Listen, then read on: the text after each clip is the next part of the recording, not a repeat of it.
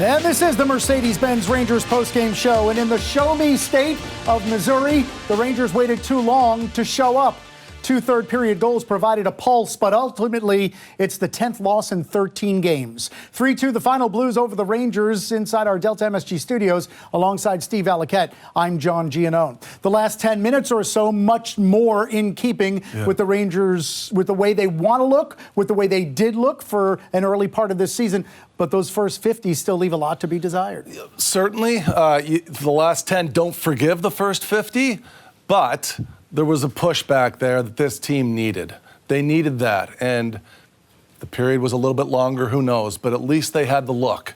They were intense to get the puck back. They commanded the puck. They had positioning in front of the goaltender. I like the final 10, but yes, of course, you're right, John. It was a little bit too late. Yeah, during this 13-game span in which the Rangers have lost 10 times, first periods have been an issue. They've allowed 14 first-period goals in the last 13 games. They allowed one in the first period tonight, and it was within the final minute plus of the period, and it was scored by a former Ranger, Pavel Buchnevich. We're going to step inside the film room, powered by CDW. Steve's going to show you how the Blues got on the board. There's 2 areas of weakness for the defense right now, and that's in zone, allowing east to west plays, as well as off the rush. And those 2 areas really hurt the Rangers in the game. Now, you set up this play here where you're looking at the pass to go across the ice. You got to stop. So you've got a great stick there. Now, the puck doesn't get out, but you're on it. Now, the next player to the puck is Trocheck. He has a good contact. So St. Louis now recovers the puck.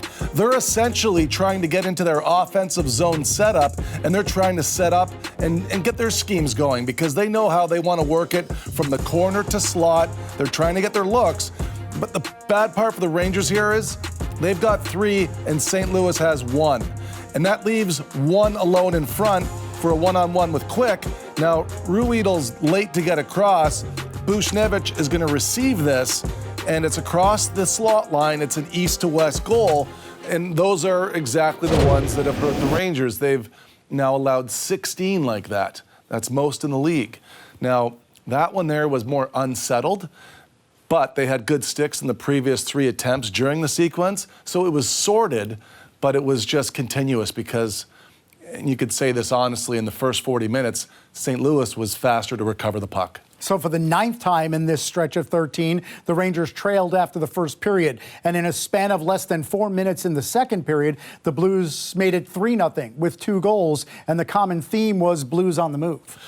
The rush really hurt the Rangers in the second period, and it was 30 seconds into the second period where Quick was already under siege, and that really carried on for the period. That was the theme of the second period. It was off the rush chances faced, and what St. Louis was looking to do was as soon as they had people, they were leaning in and going for it, and I'd like to see a reverse called here from Kreider so that he can communicate that to Lindgren and they can go back the other way.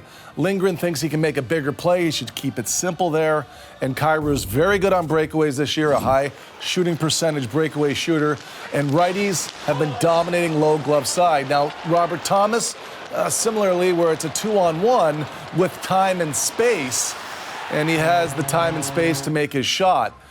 One thing we've seen with the Rangers is they're having a hard time defending 2-on-1s. Nobody is allowed in the league more 2-on-1 goals against than the Rangers have this year.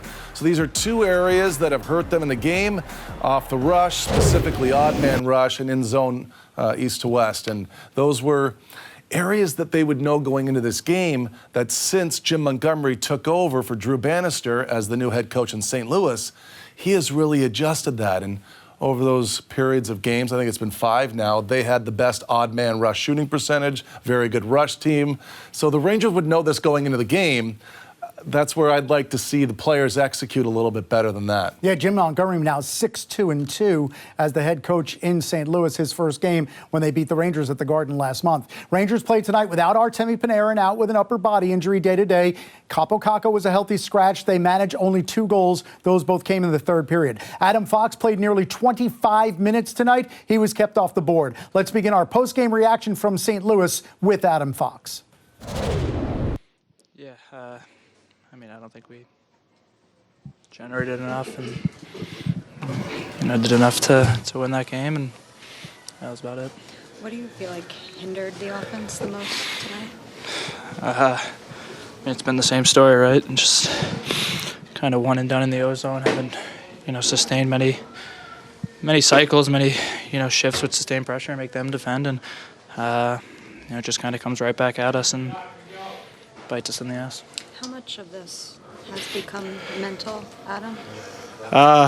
Yeah, you got to think, a bit of it. It's, it's definitely, I don't even know how to describe the feeling right now, but it's definitely not good. We talk as a group and say to just, try and be engaged and that, but it's definitely wears on you when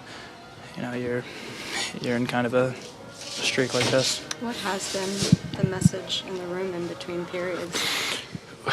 Yeah, it's trying to, even after this period, we're trying to, come out in the third down, 3-0, and not just give up. We've definitely been deflated in games, and you can see it just spirals. And it's been a lot of the same messaging, same words, and at some point it's just got to be, wins. It's you come back, you score 2, and come back and you could say good effort, but at some point it's got to be wins and got to be 2 points, and it doesn't matter how, and we're just not doing that right now.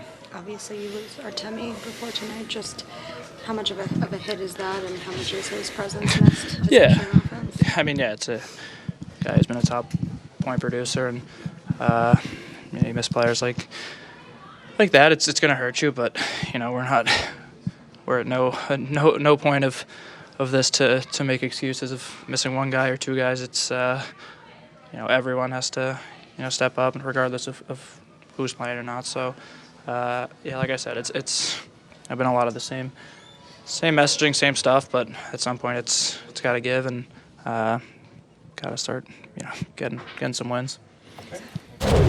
So on the emotion of the moment, Adam Fox saying that it's the same message, the same words, but at some point it's got to be wins and not words. But I want to seize upon something he said about what's happening on the ice, Steve. Mm-hmm. He said that it's the same story, one and done in the offensive zone too many times. I wonder from you, is that more on the Rangers than it is crediting the opposition? Is it somewhere in between?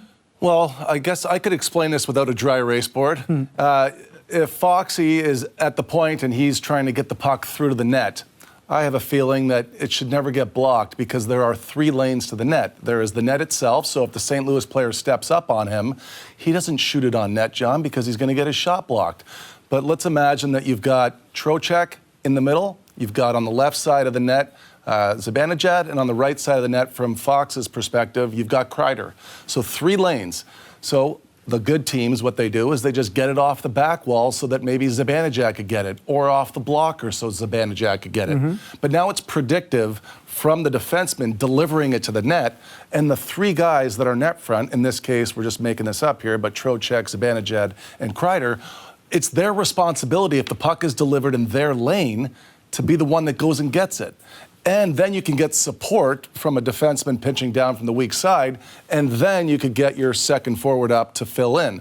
But what I'm hearing there is that there's disconnect between the communication from the point men to the guys net front by design, how to get pucks back more. When you watch Carolina, they always get it back because they always have 3 and 3 lanes, right, and they're not getting their shots blocked at the point. Right, and that is the way we saw the Rangers score the goal that made it 3-2. It came off the stick of Will Cuylle after a strong cycle play down low where the Rangers had put the puck toward goal and then maintained it. Cuylle, his 11th goal of the season. Let's hear what he had to say after this 3-2 loss.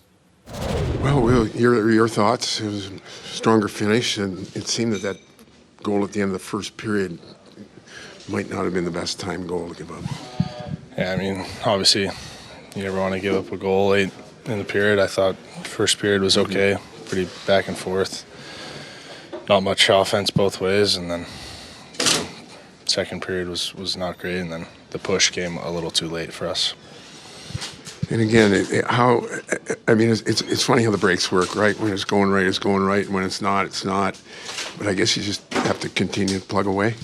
Yeah, just like you said, we just got to keep fighting, keep battling. I mean, I thought we showed a good push at the end there, last 10 minutes, but that's not good enough to win hockey games. We got to be able to play a full 60 minutes, and we weren't able to do that tonight. And again, your goal looked like just simple stuff: win a battle, get it to the front of the net, and shoot it. Yeah, it's just hard work, just keeping it simple.